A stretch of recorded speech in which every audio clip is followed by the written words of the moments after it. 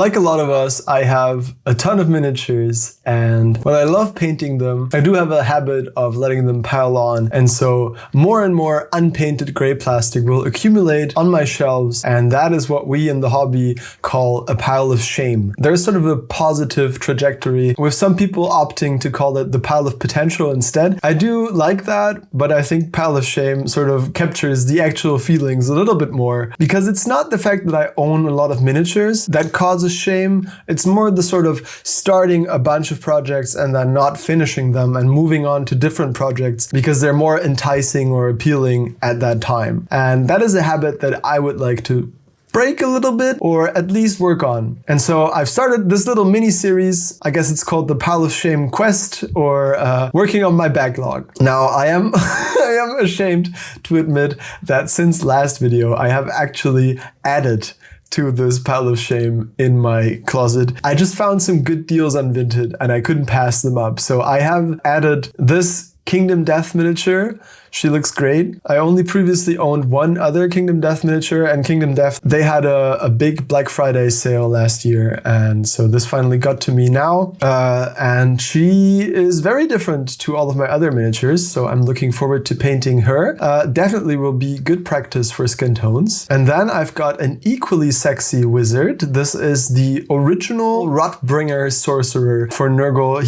He's a resin model. This model used to also be available in metal. When I bought him, I thought that he was metal, but because I didn't check the product description, I didn't know this model also was produced in fine cast. So this guy, unfortunately, is fine cast. It's not my favorite material to work with, and I would have loved a metal one, but I got him for a really, really good price. So I'm happy to have him in the collection. And this is because I recently filmed another members video for all of the channel members, where I looked at all of the Nurgle models released for Warhammer Age of Sigmar, and I ranked them all in a tier list. If you remember, you can check that out. It's out right now. And yeah, while filming that, I sort of came across this model and I fell in love. And so I bought him, and that is also why I bought this little model. He's one of the Nurglings that come in the Great Unclean One set, or the Rotigus kit. And then also on Vinted, I found these Reaper models. This is a Minotaur. I recently played Shadow Dark for the first time, which is a great sort of old school RPG, and the beginner starter adventure for Shadow Dark. It's inside this labyrinth with a Scarlet Minotaur in the labyrinth, and I thought it would be cool to have a mini for that. So when I saw him, I got him, and there was also this Medusa, or I don't know, like Snake Lady, and that was part of the lot, so I got her as well. So it did grow a little bit. We are still making progress though. It's still a net positive. So today we will be painting some different miniatures.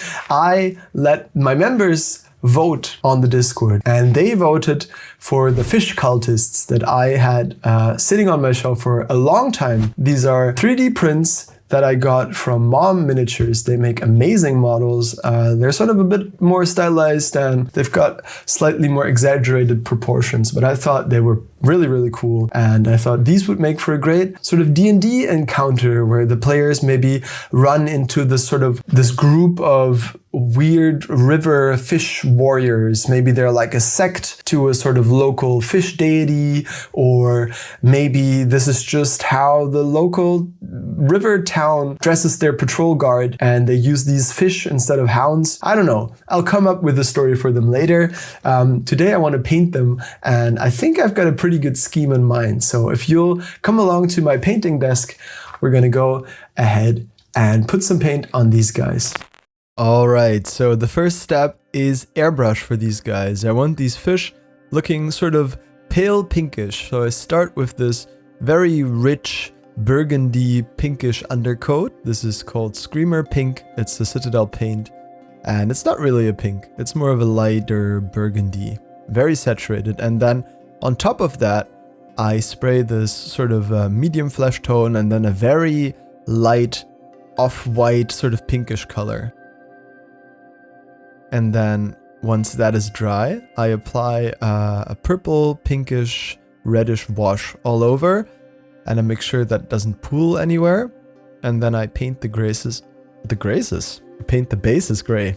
So the paint scheme for these guys is going to be really to put the focus on that pink, on those fish, because I think they're really the focal part of the model. And then to sort of support that color, I'm adding this slightly desaturated teal or green color.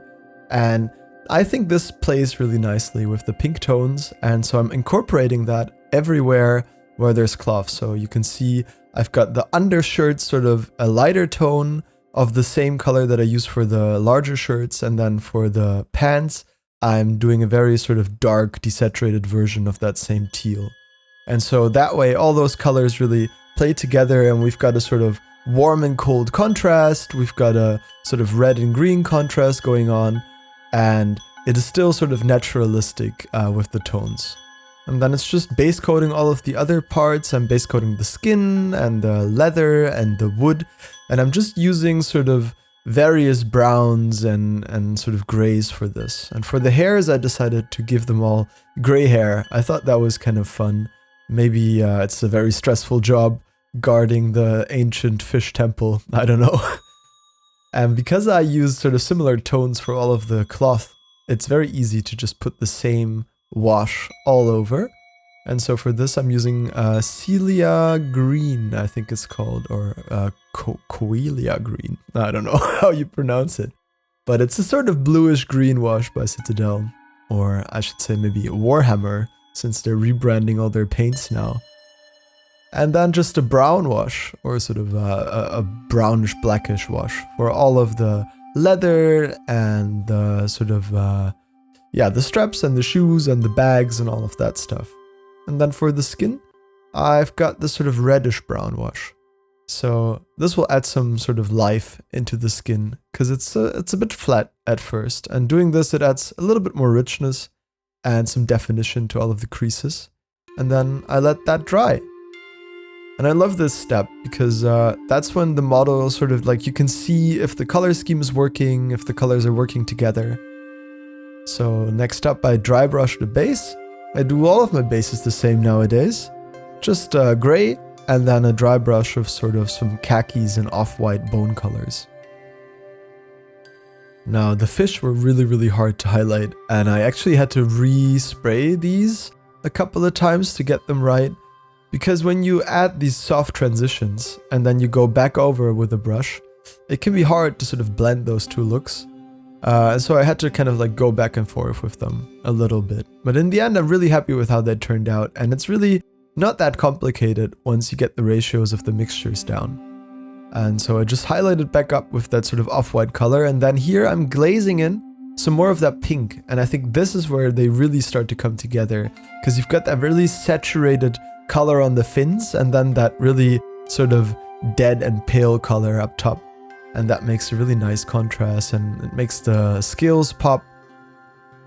So for the undershirts here, I'm just sort of base coating them back up with the lighter color, and this is the same color I'm going to use to highlight the overshirt right here.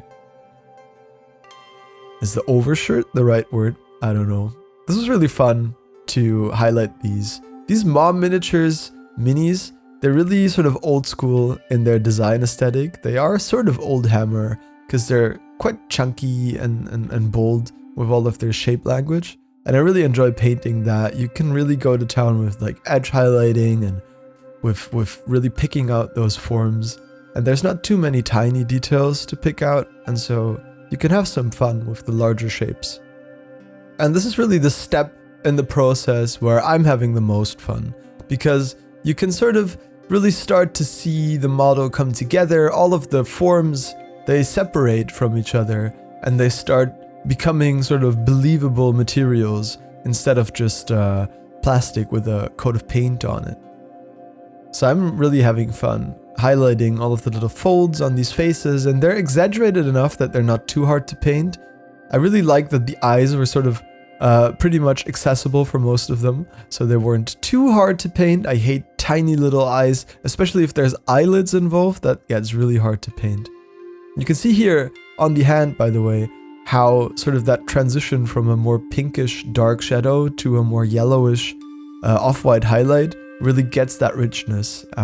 If you're having trouble with your models looking flat, I would advise you to introduce some U shifts into the same material. So if you've got sort of a brown wood, maybe try adding like a green shadow and a reddish highlight. You know what I mean? Like go from one color to the other within the same material. Just add a little bit of one color and then add a little bit of another color, preferably something on the opposite side of the color wheel, a contrasting color, a complementary color. And that'll get you some richness and some interest that you won't get if you just stick to a lighter shade of brown and then a darker shade of brown. You know, so for this brown, I'm highlighting up not with a lighter brown, but with a khaki, which is sort of a more yellowish, desaturated brown, and not just a lighter version of the same color. So if you were to just mix in white with all of your paints to highlight them, your model would end up looking really flat and desaturated and not interesting to look at all.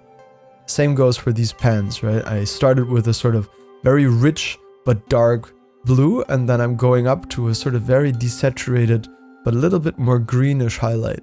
And that creates some interest in these materials. I love the sack, by the way this is sculpted. It's got very sharp details, and they were a ton of fun to paint and really accentuate.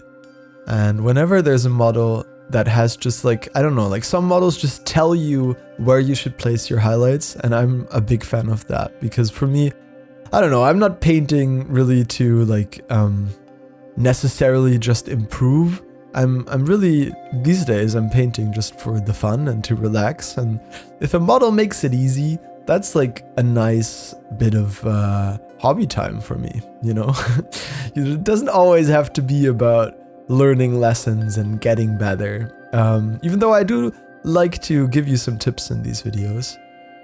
Because I realize a lot of you're like just starting out, or maybe you haven't even started out yet and you're just interested in checking out miniature painting. So I want to make it accessible, and I want to give you some tips and ideas on how I approach these things. So this tip is, you don't always have to take it seriously. Sometimes you can just enjoy yourself like I did with these guys. If you want to participate in this little project and you want to vote on which minis I paint next from my pile of shame, you can click the link in the description to sign up as a member, and then you can join our Discord and you can vote on which minis I paint, and you can hang out with us there. I'll try to get a hobby hangout organized soon. I want to just like hop on a call with all of you and just chill and chat and paint some minis together. Obviously, I also make the members exclusive videos. I try to get one up once a month, and those are sort of more of a hobby podcast hangout vibe. So if you're into that, yeah, maybe consider supporting the channel.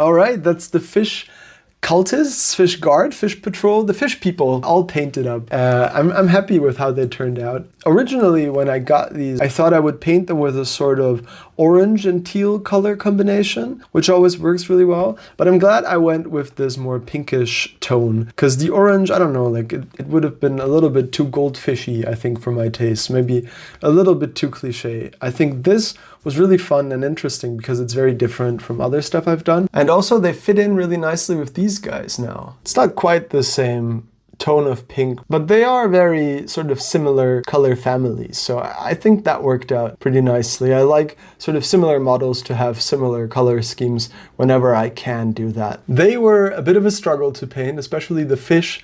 Going from the airbrush to sort of more manual highlights always is a bit of a difficult process, but I'm happy I persevered, and all in all, I had a ton of fun painting these. And that is 7 more models crossed off the list. And so we are making progress with the pile of shame, even though I did add a few models. I added 5, I think. So yeah, even with just today's video, we're still making progress. I promise I won't add too much more anytime soon, hopefully. Okay, that's it for today. I really hope you enjoyed this video. I know I did. Let me know what you think of the basing. I wasn't sure about the flowers at first, but I think they came out pretty good. Interested to hear if you agree or not. Do you have any similar models that you've painted? Maybe like some fish cultists from other ranges I should take a look at? And maybe add to this, make it a proper little force. Do you like the more stylized look? Are you more into sort of hyper-realistic stuff? Let me know, write a comment, and I'll see you in the next one. Thank you so much for watching. I love you all. Bye-bye.